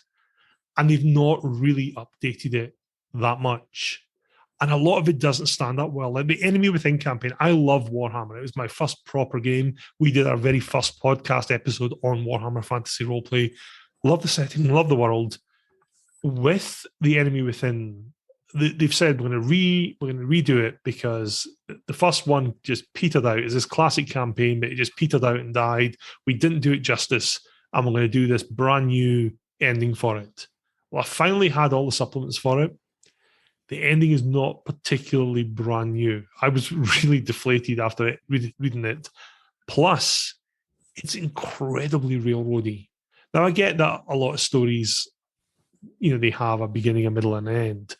But with this, you could literally take the last adventure in The Enemy Within and just run that because most of what you do in the other ones don't really affect what happens in the final one. And to me, a campaign, everything that has happened up until that point, especially if it's spread over 5 massive books, should have an impact on the finale. The biggest impact it has is there's a table that the GM rolls on at one point, and some of the things you've done beforehand may affect the results on that table. And Wow. I'm left thinking, what new people are necessarily going to be attracted in by this? Like the people playing the miniatures game, they don't have the miniatures game anymore. They've got Age of Sigmar, and there's a role-playing game for that. So that presumably, if you're a Age of Sigmar fan, you'll be playing that RPG. If you're a Warhammer fan, you're presumably one of the old guard. What are they doing to bring new people in to play it? They're not, and that's kind of worrying for the setting long term. It's a nostalgia trip, but it's just a nostalgia trip, isn't it? You are their target market, Ian. I am, and here's me, and I've had conversations with similar people who also have played it, and they kind of having the same opinion of felt a bit railroady, and it's not actually changed that much. As an example of it, they have this idea in the supplements, which is a great idea. They call it grognard boxes. And they say this game was obviously these scenarios were released 30 odd years ago. So we're going to include these little boxes that give the GM advice on how they can change things so that they can make the experience different for people that have played it before, which sounds brilliant. And in the first book, they've got a few ideas of you could do this, you could do that, but it's kind of basic stuff. It's like you could change the bad guy to someone else. Like, well, yeah, thanks. I figured that. You could use a different weapon this time. Yeah. But then the later ones, it really had me scratching my head, and I'm thinking, which gaming groups are you writing it for? Because they go from how to change this game to make it more interesting for older players to here's how to stop a group that's playing this before metagaming. So they'll have bits like they will know that there is a creature X around the corner. Well, you could throw this creature in instead. That'll be a real shock for them. Like, what is this? What is this nonsense? This isn't how to make the game more experienced. This is assuming your players have turned up to cheat. What group are you playing with? Assume your players are bastards. Now, if you want to really screw them over. Yeah. That seems wild to me. Conversely, a company that does this really well is Chaosium. So at Christmas, I got the Call of Cthulhu Mansions of Madness book for 7th Ed. And it's a really nice book. And it takes some... I got the original Mansions of Madness back in, I think, the 80s when it was released. And it's a really great starter Call of Cthulhu book because it's books set in individual houses. There'll be a mystery around the house. And what they do with this book is they take some classic adventures and they put a little twist on them and clear up some inconsistencies that may have been in it beforehand. And they include a couple of new adventures that are brand new, that have never been written before. So to me, as a long-time player, I'm reading it going, oh, remember this scenario? And yeah, you've done a lot of good stuff with this. It makes it more engaging with the players. And you've also included some brand new stuff, which is cool. Plus, you'll have things like all the handouts. You can download them off Chaosium's website. So you don't need to cut your book up or photocopy it. You just print it off and off you go. Nice. And it's a really, really nice way of doing it. And I think that does a lot of bringing both the older players back to a book they may think they already own, plus bringing new people in and giving them something valuable. It's definitely worth a pop, that book. No, yeah, that's cool. I think that's the sweet spot, especially if you're going to buy a remake of something. I think so I have like the Saltmarsh book from 5e, and it contains 5 adventures. I think it's like about 5 adventures that were a quest line in AD&D, like Final Enemy, all those other ones.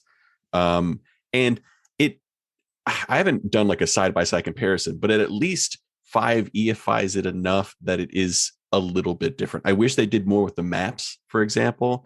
And there are, it does, I think they've maybe a little less than Chaosium. They failed to put enough of a twist, but at least for that, they've never re-released the Saltmarsh stuff. It came out in the 80s and it stayed in the 80s.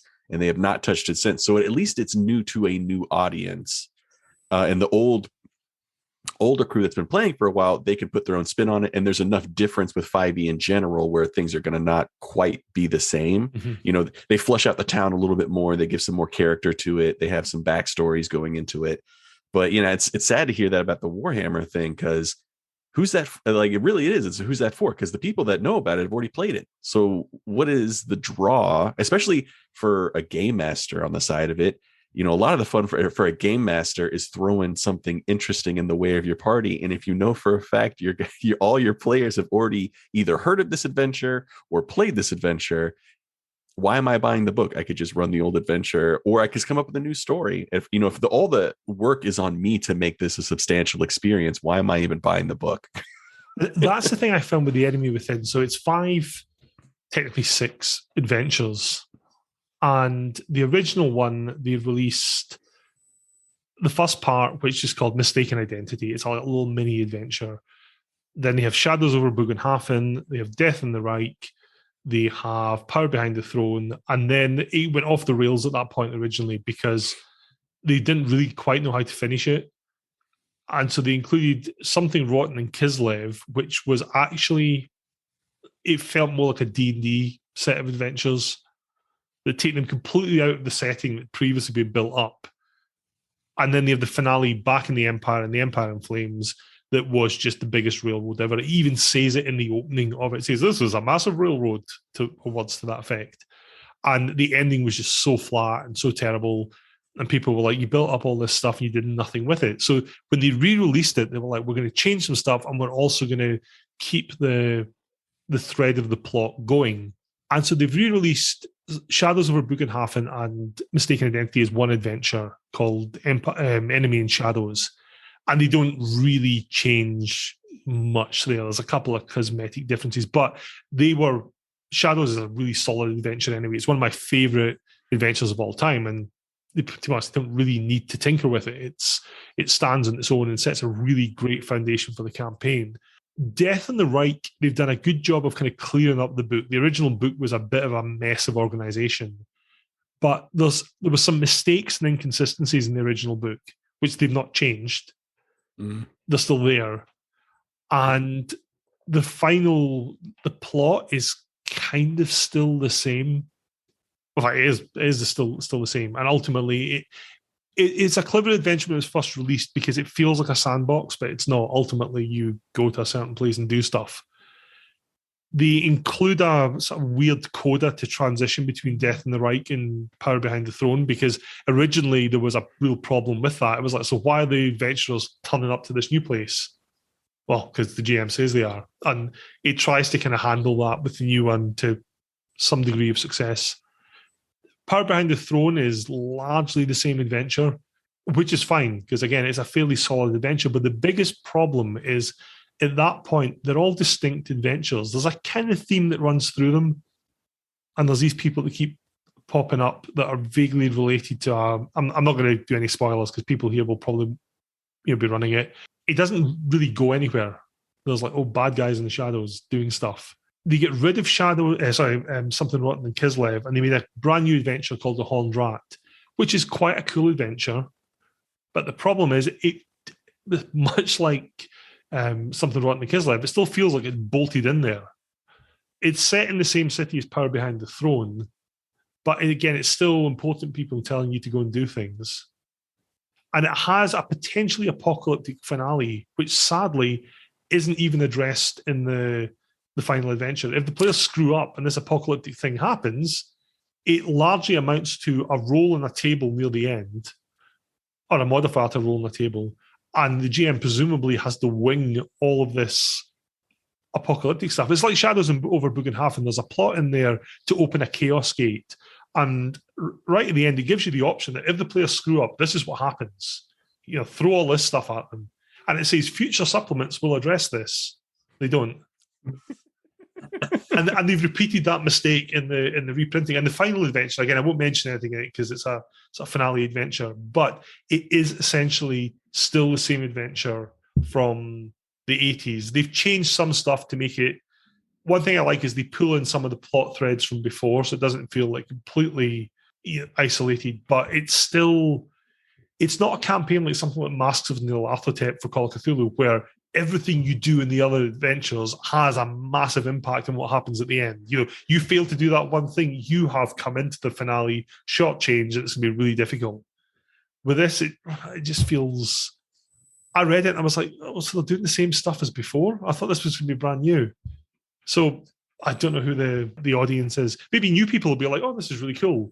But the older audience that we're aiming for are probably like, this is kind of the same ending that we had before. I think without having the backup of the tabletop game, there's nowhere to go with it.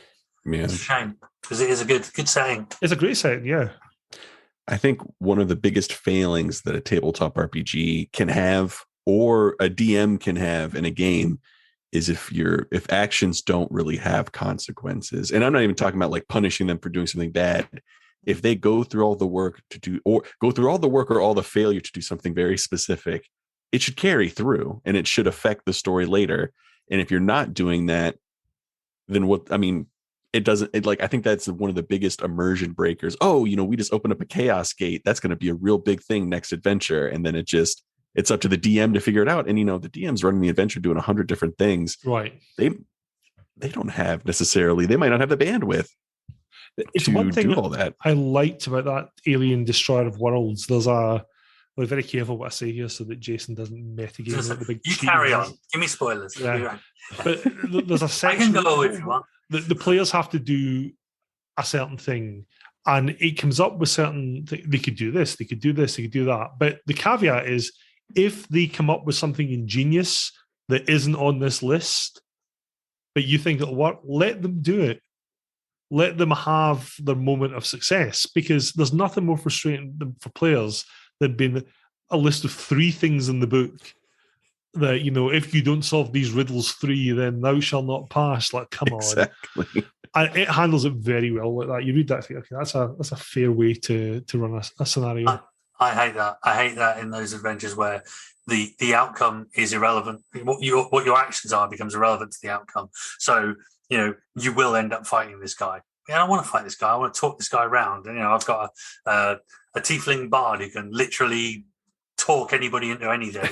I want to talk this guy out of fighting me. It shouldn't, it should be possible. I'm not saying it should be easy. I'm not saying it should necessarily succeed. But the fact is, I've been in games where you've tried something a little bit, non-confrontational, not going for a fight, and you end up in a fight. Now, and even when, you've rolled your dice and you've come up with a massive, persuasion score or whatever, and yet the guy still reaches for his sword, and you're like, oh, come on. Or the charm person that or the suggestion that doesn't get you the results.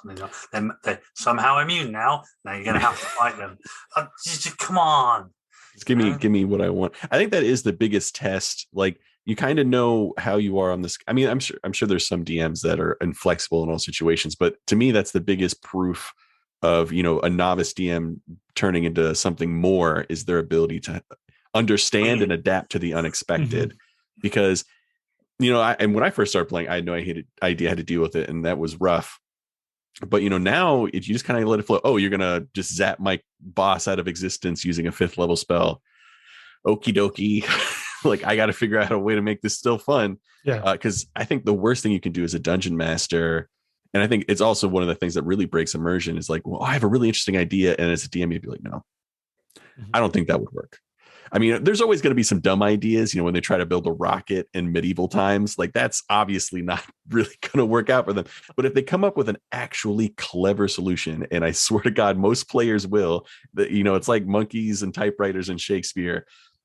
1 out of every 10 ideas is going to be absolutely golden. Yeah. But it's one of the most satisfying things as a GM is where you sit there and you've got your solution to whatever problem it's facing, and the players sit there and they pontificate, and eventually one goes, I've got it. And he comes up with a solution, and without breaking a beat, you're like, okay, you guys do that, and it works. And they're like, wow, they have a great moment of success. And afterwards, we're like, man, that was such a clever puzzle. Like, I can't believe we really racked our brains and you put it together. You're sitting there like, I had no idea you were going to do that. But again, for you and the players, because it was plausible within the game's world, you're like, yeah, sure, let them do it.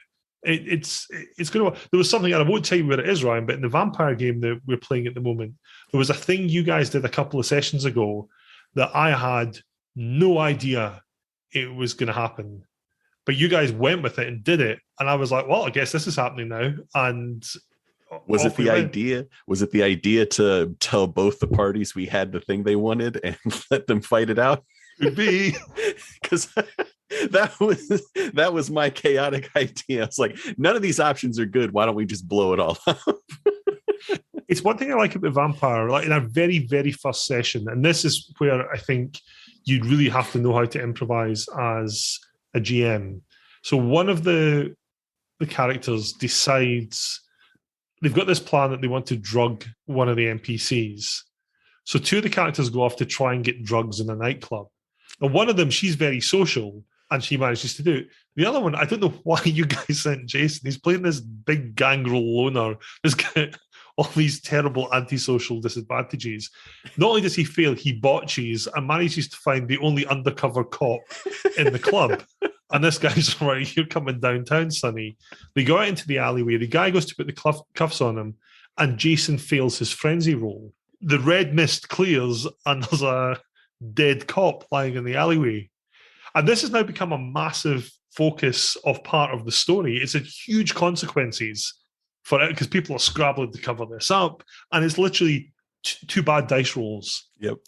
But to me, as a GM, it's very entertaining. It's like part of the story. I'm like, okay, what are we going to do with this? This is good. But to have the, I don't want that in my story. Therefore, he manages to keep control, and you can't do that. It just breaks the immersion in the story. It was really funny when it was happening because he's like, I'm going to look for drugs downstairs, and then the Malkavian was like, I'll find some drugs upstairs. It just listening to it all go down was so hilarious because my Nosferatu is extremely antisocial. He has basically negative social everything. And when he talks to new people, his difficulty on the rolls increases by 2, and if he's the center of attention, it increases by 3. So he avoids social contact at every turn. So he was just like, I'm going to sit here and watch people. I'm not going to talk to nobody. And the car crash unfolded. Yeah, just watching that happen. And then he's like, I guess I'm covered. He's like covered in blood. He had just murdered somebody. He's like, well, I guess I got to go change my clothes. So that was it. He was in the adventure, that first adventure for like 15 minutes, and then had to bolt. Yeah. But again, that's what makes the hobby so great. There was a brilliant Twitter thread where there was a guy recounting a campaign that he had once, and he'd literally written and crafted this D&D campaign where there was the human kingdom, and it was under siege with these goblin hordes were going to sweep in from the north. And the way he saw it was the players were almost be like this, like almost like a special forces team that the king was going to send on missions, and they were going to sabotage supply lines and all this sort of stuff to forestall the invasion and ultimately then let the armies of good push them back. At one point, the players just turned around and said, no, screw this, we're just going to go and become pirates. And they were almost looking at him with let's see what he does to get us back on track. And he was like, fine. Through his finely crafted plot and let them take a ship and go off and be pirates. But then all the consequences of all the stuff they should have been doing, he's got happening in the background. So very soon they can't find a port to go into because these places are all overrun. And it was such a great example. And he said he had great fun as a GM because he's literally making this up on the hoof. Okay, let's see what ship's on the horizon, and we'll pirate that ship. Well, that was bringing supplies into the defenders of that place. Guess they're dead now. And it's what makes the hobby so interesting, is having that completely random element. I'm not saying everything should be random and chaotic. It's good to have a plot thread, but I often say that I find myself writing settings rather than scenarios. That I'll write a setting and there's various things happening, and it's up to the players to go in and mess around. I mean, Jason, you think about the Vampire Sabbat LARP that we used to run, and we had plot lines, but it was like a massive sandbox that those 30 idiots who were running the game for, we just plunged them into it and watched them screw everything up. Yeah, but we even had sort of things that would trigger depending on what they did as well. So it was very much a sandbox where we reacted to how much they screwed up quite a lot, and they screwed up a lot. And I think some of the best published adventures do that. I got for 5th Ed Rime of the Frost Maiden, which I love snowy, isolated settings because the thing... Scottish. Like I'm Scottish, yeah. And the Thing is one of my favourite films of all time. But that does that very well. And you've got this bunch of little isolated villages, and there's things you can do at each one. But it doesn't dictate to you, right, well, first you go to village 1 and you sort out their problems. Then you go to village 2. But it has certain things that trigger after certain events happen. So the players have got... It's like that whole thing from The Matrix about choice, that as long as people have choice, they're going to be happy. When you've got literally, here's a conveyor belt of monsters and you fight through progressively tougher ones until you get the one at the end. And no matter, to your example, Jason, no matter what you do, you've got to draw your sword and fight it. That's dull. When people have got a choice and they can choose what they want to do. Or the illusion of choice. Or the illusion of choice, yeah. That's how the Matrix works. That's also a Matrix reference, yeah. So I'll tell you, I've got one thing that I am looking forward to turning up is our good friends over at Four Corners Games. They make dice trays. And in our kitchen, my wife's most prized piece of furniture is the big dining room table we've got in the kitchen. She loves this table. We were playing a game of Call of Cthulhu as a family, and my kids discovered the metal dice that I got from Slay Industries, and they love these dice. Every roll, it was like, oh, I want the metal dice. They're luckier. I want to use the metal, mainly because they make the nice click, click, click, click as they roll across the table. Yeah. And my wife's like, you're not rolling those on the table. And we've got the little dice tray that we got with the Slay Industries Kickstarter, which is fine, but it's a little tiny dice tray, and passing that thing around is a bit weird. So I've got a Four Corners Games dice tray turning up. Oh, nice. And I cannot wait for it to arrive. It should be here today as well. Oh, I got bought a set of metal dice for Christmas. So there's a local kind of dice producing company nearby called Dakota Irish. And I ended up getting this a set of these metal dice. They're chromatic dragons. They've got like scales on, and they refract the light of different colours and stuff. They are beautiful, but they weigh a ton. You literally could use them to fend off a mugger or something like that. If you threw it, you'd hurt someone. And yeah, so I can't use them, because if I use them anywhere, I will destroy stuff. You know, that the tables, the desks will just be scratched to hell. So I can't use them. Not that I'm doing much in the way of face-to-face stuff anyway, but I mean, it's new dice. I've got to roll these suckers, exactly. Right? Yeah, exactly. So one thing that I've not touched on yet is, have any of you guys backed any interesting Patreons for tabletop RPGs? Oh, no, this is going to be like Kickstarter all over again, right? I didn't do Kickstarter. You asked me about Kickstarter. Now I do loads of Kickstarters. You're now asking me about Patreons. I'm going to do loads of Patreons. Allow me to provide some of the recommendations then. So the first one I'm going to recommend is a guy he's on Twitter as YumDM. Again, I'll put all this in the show notes, but he makes a little system agnostic fantasy magazine. He releases it for free every month, but you can also get a printed copy sent to you, and it's very reasonably priced. He's in Australia, and he sends these things through, and they are great. The content is fantastic. The last one I got was about wilderness adventures, basically hex crawling, and the content he's got in there. I previously just read the Warhammer Fantasy Roleplay 4th edition travel rules. I'm like, the stuff he's produced is better than that.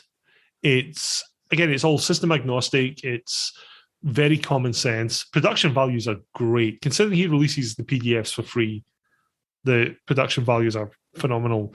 And the content is really, really good. So if you want some stuff for your fantasy RPG, YumDM is your man. The other one I recommend is a guy called One Page Mage, and he makes one-page D&D 5th Ed adventures. He's got a whole library of them, and they're fantastic. He's incredibly creative.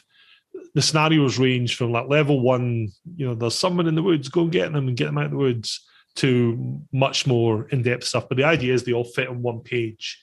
So if you need something to as a little one-off in your campaign, or you want to like build out a location on your map, these things are fantastic for it. And he's a really nice guy.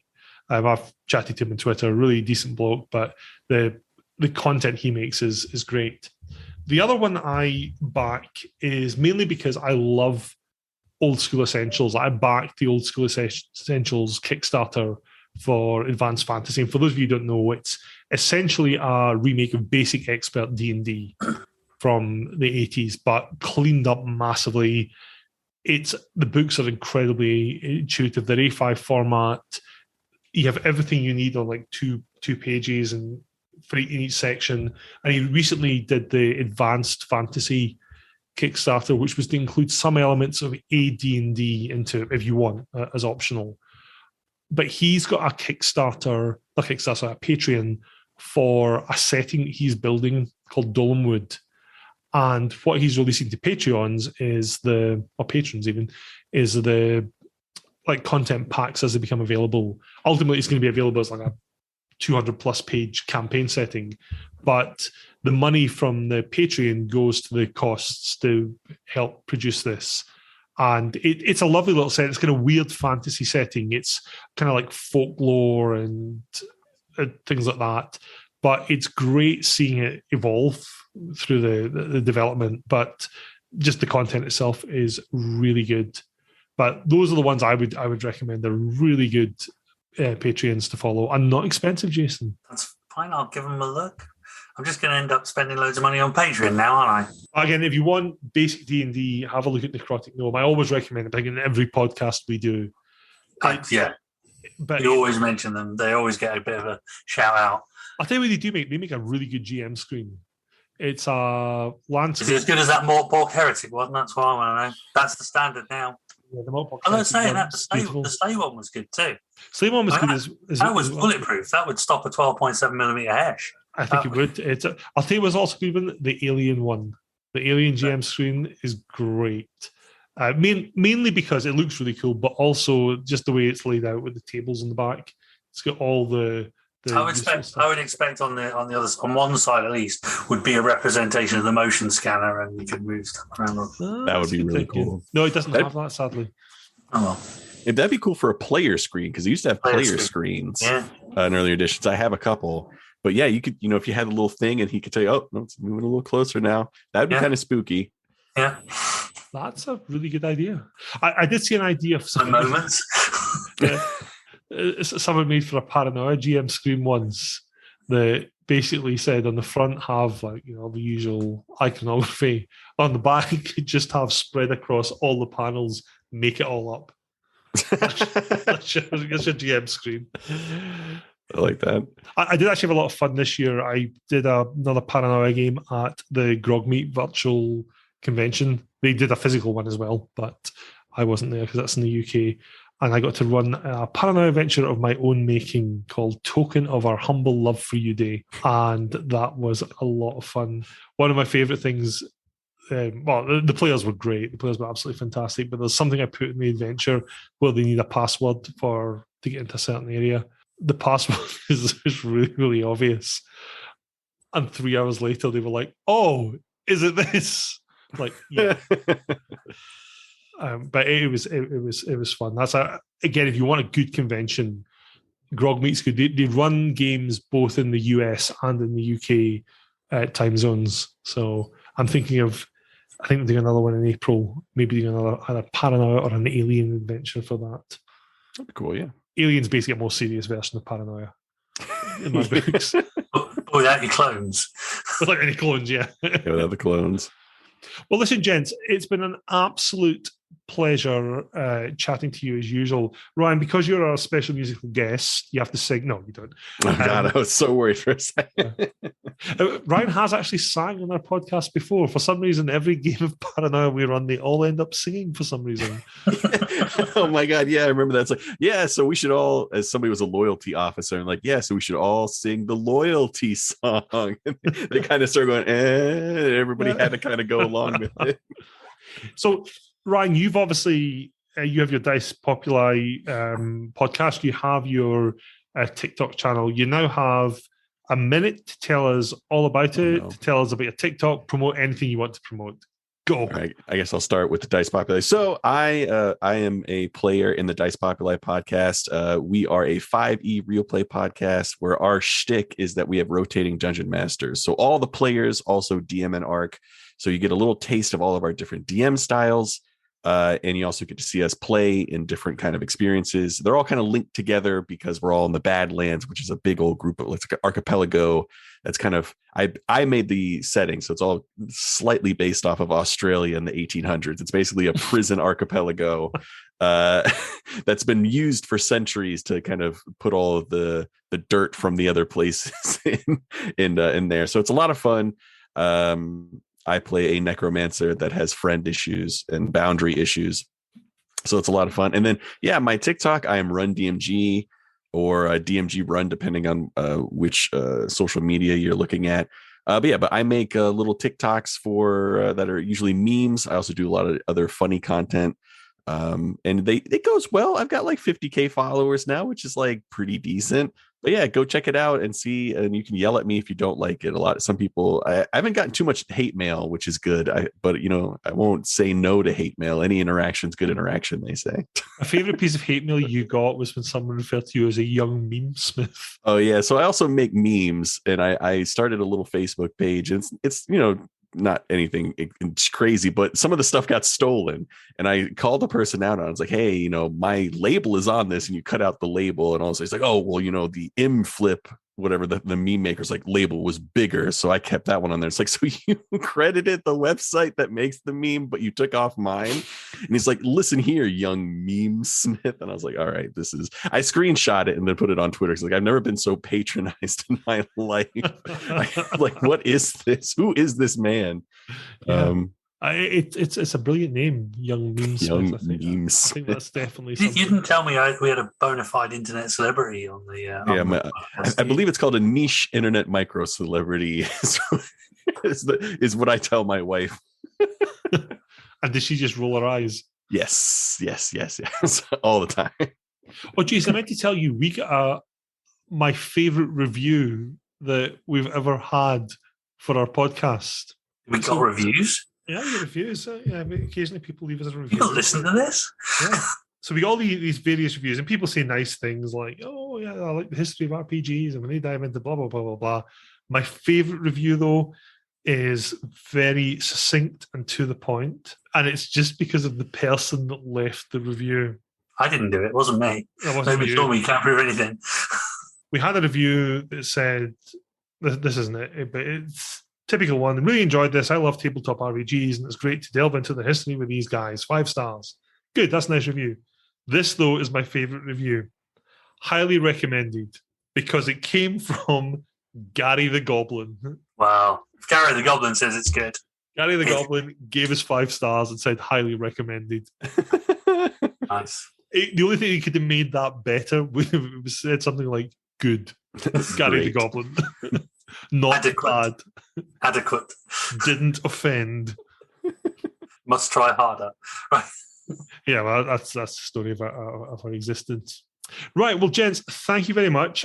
Pleasure, as always, chatting to you. And It was great talking. yes, and we will see you, at least Jason, on the next episode. Look forward to it.